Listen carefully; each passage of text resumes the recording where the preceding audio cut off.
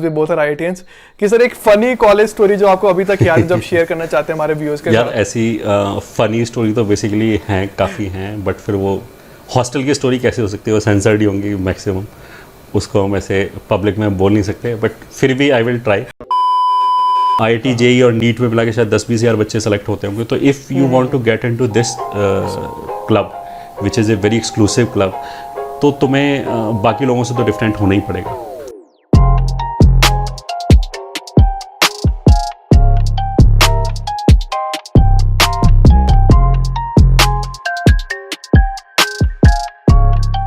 Hello everyone, this is Sachin आना here. तो एक बहुत डिमांडेड वीडियो है जहाँ पे God of mathematics Mohit Tyagi sir को हमारे चैनल पे बुलाना था। ये बहुत ज़्यादा डिमांडेड वीडियो है and finally Mohit Tyagi sir हमारे चैनल के ऊपर आ चुके हैं। हमें उनका इंट्रोडक्शन लेने की जरूरत तो नहीं है, वो ऐसे टीचर हैं जिनको मैं अपने जेई के टाइम से जानता हूँ, तो I am personally a big fan of his work. So Mohit Tyagi sir, एक बार छोटा सा इंट्रोडक्शन हो जाए आपका यहाँ पे हमारे चैनल वालों के लिए। सचिन, सबसे पहले thanks a lot for having me on your channel. मैं बेसिकली आई बिलोंग्स टू ए, जैसे Tier 2 सिटी बोलते हैं ना, एटा करके एक जगह है यूपी में, वहाँ से मैंने 12th किया था गवर्नमेंट इंटर कॉलेज से, हिंदी मीडियम। और उस टाइम पे बेसिकली IIT JEE में एक लोअर लिमिट भी होता था एज का, तो 12th में मेरी जो एज थी वो IIT देने लायक नहीं थी, तो मैं 12th में दे नहीं पाया। उसके बाद मैंने ड्रॉप करने के लिए आई केम टू दिल्ली और वहाँ पे मैंने कोचिंग किया। Then I got through JEE, I got a rank of 394। उसके बाद IIT दिल्ली में आई टुक मैकेनिकल, 4 साल मैंने वहाँ पे जॉब किया। अच्छा, IIT से जस्ट निकलने के बाद I got some placement in software, that was 2001, और 2001 में I passed out from IIT Delhi. उस टाइम पे अगर तुम्हें पता हो कि तो बबल बस्ट हो गया था ये तो सभी कंपनीज डिले कर रहा था, तो जिस कंपनी में मैंने किया था, मैं शायद 2 जॉब लगी थी, दे ऑल्सो डिलेड जो ज्वाइनिंग है ना 2-3 मंथ के लिए। अच्छा। तो आई थॉट कि 2-3 महीने जब तक कुछ नहीं तो कुछ काम ही कर लेते हैं, ये ठीक है। उस टाइम पे जैसे मीडियम क्लास फैमिली से अगर हो तो एक फीलिंग तो आती है ना कि पेरेंट्स का बहुत पैसा खर्च कर लिया, अब कुछ कमा लेते हैं, तो उस टाइप की फीलिंग से आई थॉट कि क्या आता है, लिटरली कुछ नहीं आता है, कहने को इंजीनियरिंग की थी, बट मैकेनिकल के आज की डेट में मेरे को एक भी कोर्स याद नहीं है कि मैंने कौन सा कोर्स किया था, इतनी बुरी हालत थी। तो उस टाइम पे अगर मेरे से पूछो क्या आता है, तो आई वुड से कि शायद IIT JEE के लिए पढ़ा था, वो पढ़ा ही सकते। तो आई जस्ट ऐसे ही घूमते घामते ना वहाँ पे मैं FIITJEE पहुँच गया दिल्ली में, IIT दिल्ली के हमारे पास में ही था, वैसे हॉस्टल में रह रहा था एट दैट टाइम ऑल्सो, मतलब पास होने के बाद भी वो जो एक्सटेंशन वाला पीरियड था उसमें 2-3 महीने का एक्सटेंशन था। तो आई जॉइन FIITJEE और मतलब मैंने वहाँ पे गया, उन्होंने बोला कि आप ये दे दो, क्या बोलते हैं, रिटन टेस्ट वगैरह दे दो। मैंने कहा ले लो भाई। तो फिर उन्होंने बोला कौन से सब्जेक्ट में देना है, मैंने कहा फिजिक्स या मैथ में से किसी में भी दे दो। देन उन्होंने बोला कि हमें मैथ्स में ज़रूरत है तो आप मैथ में दे दो, तो मैंने मैथ में दिया और वहाँ पे उन्होंने तुरंत बोल दिया कि सिलेक्शन हो गया आपका, आप आ जाइए ज्वाइन कर लीजिए। मैंने ज्वाइन कर लिया, 2-3 मंथ मैंने वहाँ पे काम किया, देन आई स्टार्टेड एंजॉइंग। फिर मेरे को लगा कि बाकी सब तो मिथ्या है। और एक मेरा बहुत स्ट्रॉन्ग पॉइंट ये भी था कि I never wanted to leave India, मतलब जैसे लोगों को चाम होता है ना इंडिया छोड़ के बाहर जाना, उस टाइम पे तो बहुत ही ज़्यादा था सभी लोगों में, वो मेरा नहीं था। मेरे को था कि इंडिया में ही रहना है और एंटरप्रेन्योरशिप की तरफ उस टाइम पे ज़्यादा फोकस था। तो आई थॉट कि this is a very good field जहाँ पे you can earn respect plus money plus you can stay back in India. तो that was the main motivation factor. और उसके बाद FIITJEE से मैंने चालू किया और आज लगभग 20 ईयर्स हो चुका है मेरे को पढ़ाते हुए। तो सर जैसे आप बहुत पॉपुलर है मैथमेटिक्स के लिए, और and you have the largest channel for mathematics in India for IIT JEE free coaching. तो सर जो सबसे इंपॉर्टेंट क्वेश्चन जो बन के आता है, जो ऑब्वियस सी बात है, that what are some tips for mathematics for JEE main and advance examinations? IIT JEE mathematics में जैसा मैं इसको देखता हूँ, उसमें यू विल फाइंड कि कुछ बच्चों में तो मैथमेटिक्स का एक नेचुरल फ्लेयर होता है उनके अंदर। तो मैथ्स में बेसिकली बाकी 2 सब्जेक्ट से थोड़ा सा डिफरेंस इसलिए है, जैसे मैं मानता हूँ कम से कम, कि चीज़ें काफ़ी एब्स्ट्रैक्ट भी है। फिजिक्स तो मेरे हिसाब से अगर एक बार बंदे को समझ में आ जाए तो उसको बार बार रिवाइज़ करने की ज़रूरत नहीं पड़ती, या फिर अगर कोई क्वेश्चन टफ जिसे बोलते हैं, मतलब this is my perception, I may be wrong, तो टफ जिस क्वेश्चन को बोलते हैं ना, उसमें लगते तो थ्योरेटिकल पढ़ने, कोई आउट ऑफ द ब्लू जाके कोई कॉन्सेप्ट नहीं आ सकता कि वो कॉन्सेप्ट लगा और क्वेश्चन सॉल्व हो गया। मतलब सोल्यूशन पढ़ने के बाद मेरे को समझ आती कि मैंने क्या गलती की and what line of thinking I am suppose to take. But mathematics में things are very abstract. Solution पढ़ने के बाद भी हम 1 घंटे भी सोचे तो भी शायद मेरे को ये लगेगा कुछ कुछ क्वेश्चन में कि यार ये तो मैं कभी सोच ही नहीं पाता, इस तरह का तुक्का तो मैं कभी लगा ही नहीं पाता। तो एक नेचुरल फेयर होता है बच्चों में और उससे फिर वो मैथमेटिक्स में दे परफॉर्म बेटर।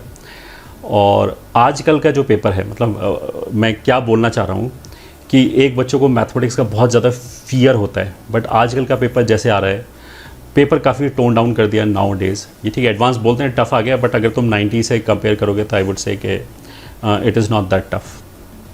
पहले जैसे आता था ना, वो तो सीधा सा हम ऐसे भी कंपेयर कर सकते हैं, पहले 3 घंटे में 6 क्वेश्चन करने के लिए आता था, 7 क्वेश्चन करने के लिए आता था। अब 1 घंटे में अगर 15-20 क्वेश्चन करने के लिए आ रहा है तो डेफिनेटली टफनेस लेवल तो गिरेगा ना।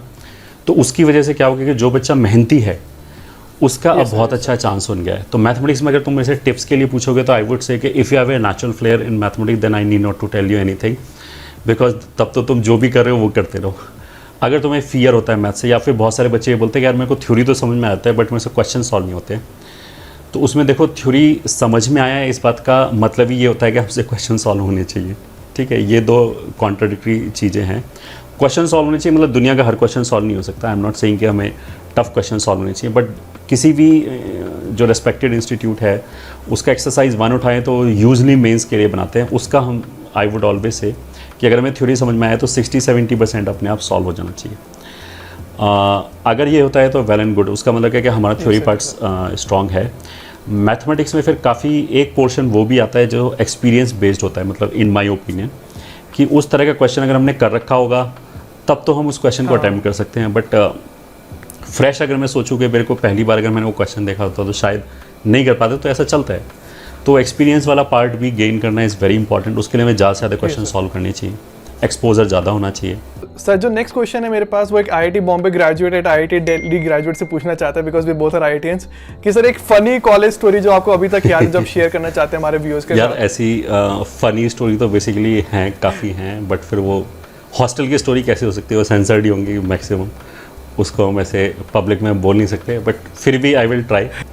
मेरे को एक इंसिडेंट याद हो रहा है जो डिसेंट सा है वैसे, अब पता नहीं कितना फ़नी लगेगा तुम लोग। जैसे कॉलेज में होता है ना कि जो भी हमारे विंगमेट्स थे वो सारे इसी तरह के थे, मतलब हमारी तरह के नहीं पढ़ने वाले जिसको बोलते हैं ना कॉलेज के अंदर, मूवी देखने वाले खूब जम के, उस तरह का हमारा सो कॉल्ड जैसे बोलते हैं गैंग या ग्रुप था हमारा। तो उसमें बेसिकली सेकेंड ईयर का मेरे को याद है फिजिक्स का एक कोर्स था, और जैसे हमारे जो साथ के जो बंदे थे सबके एग्ज़ाम ख़त्म हो गए थे, मेरा एक लास्ट एग्ज़ाम बचा हुआ था, और वो लोग मूवी जा रहे थे कुछ जैसे 12 से 3 कुछ ऐसी, वहाँ पे PVR है पास में IIT दिल्ली के पास में, वो लोग जा रहे थे और वो मेरे को चिढ़ा रहे थे कि देख तू तो जाके पेपर दे, हम ये मूवी देख के आते, इस टाइप से चीज़ ना। फिर दूसरा बंदा वो डेयर देने लगा कि तेरे में दम नहीं है, तू छोड़ सकता है, ये कर सकता है वो। मैं कहा मैं छोड़ सकता हूँ, मतलब वही जो जिसे फ्रिवलेसनेस बोलते हैं ना उस एज का, मैंने कहा छोड़ दे कि उसमें क्या बात है। फिजिक्स दो मेरा बहुत लाइकिंग का सब्जेक्ट है, मैथ से भी ज़्यादा I like physics at that time. अब तो खैर मैथ पढ़ाते हुए बहुत साल हो गए। तो फिजिक्स का था, मैंने अपने दिमाग में आइडिया सोचा कि how can I get away with it, तो मैंने छोड़ दिया पेपर और मैं उनके साथ चला गया मूवी देखने। मूवी देख के आने के बाद IIT में जो हॉस्पिटल अंदर होता है कैंपस के अंदर जो स्टूडेंट्स के लिए होता है उसको सिक बे बोलते हैं IIT दिल्ली में। तो मैंने मूवी से आके वहाँ पे मैं सीधा सिक बे चला गया। वहाँ पे एक डॉक्टर था, यंग टाइप बंदा था, उसको पटा रखा था काइंड ऑफ। उसको मैंने बोला कि यार थोड़ी देर एडमिट कर ले, तो उसने बोला कि मैं फंस जाऊँगा। मैंने कहा यार मेरा एक सेमेस्टर लग जाएगा अगर ऐसा होगा। तो उसने ठीक है मान मुना के उसको एडमिट कर लिया उसने आधे घंटे के लिए, ठीक है, दिखाने के लिए। और उसने वो पेपर काट के दे दिया मेरे को तो जो प्रूफ चाहिए थे ना वो प्रूफ उसने लिख के दे दिया, ठीक है। फिर उसके बाद मैं अगले दिन छाती चौड़ी करके मैं गया उस प्रॉफ के पास। मैं कहा सर मैं कल बीमार था और ये लो मैं तो प्रूफ, मतलब मैं तो आई वॉज श्योर ना कि ये तो प्रूफ चल ही जाएगा डेफिनेटली। मैंने कहा ये लो सर मैं तो बीमार था। प्रॉफ जो था जिसको बोलते हैं ना कि वन ऑफ द स्ट्रिक्टेस्ट, जो सबसे ज़्यादा स्ट्रिक्ट होता है ना, उनमें से एक बंदा था। वो बोलता है मैं नहीं मानता ऐसे प्रूफ को, तुम लोग बदतमीज़ हो, हॉस्टल में पड़े रहते हो और ये फ्रॉड ये बना के ले आते हो। और उसने बोला कि अगर ऐसा था तुम बीमार थे तो मेरे को फ़ोन करना चाहिए था। मैंने कहा कि सर मेरे पास सेल फ़ोन ही नहीं है, ये ठीक है। तो उन्होंने बोला कि हॉस्टल का जो इंटरनल नंबर है वहाँ से फ़ोन करना चाहिए था। बोलता कुछ नहीं हो सकता, तुम अगले साल दोबारा रिपीट करना, ठीक है अच्छा काफ़ी मैंने उसका हाथ पैर जोड़े मैंने कि कर दो भाई कर दो क्योंकि कोर्स वॉज गुड मतलब मैं करता तो मेरे का अच्छा ही ग्रेड था आई वॉज श्योर।